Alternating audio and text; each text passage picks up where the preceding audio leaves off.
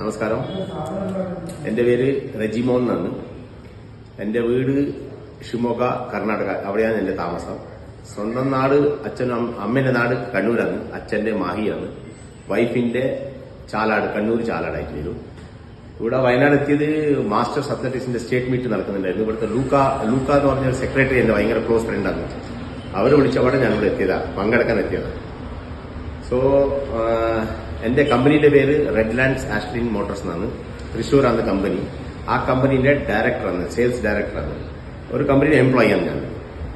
ഇപ്പത്തെ വിലക്ക് 2.25 കോടിന്റെ മേലുണ്ട്. ഇന്നും അധികമാണെന്നാ പറയുന്നത്.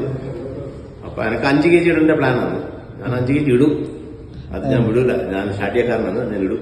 എന്തായാലും ഇന്ത്യയിൽ തന്നെ ആദ്യമായിട്ടായിരിക്കില്ല ഇത്തരത്തില്. ഉണ്ട്, ഇന്ത്യയിൽ ഇടുന്ന ആൾക്കാർ കുറെ ഉണ്ട്.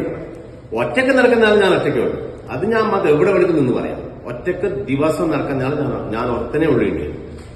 ഇതുവരെ എവിടെയും ഞാൻ അങ്ങനത്തെ ആളെ ഞാൻ കേട്ടിട്ടില്ല, കണ്ടിട്ടില്ല. പുറത്ത് വരാനും മനസ്സാവില്ല.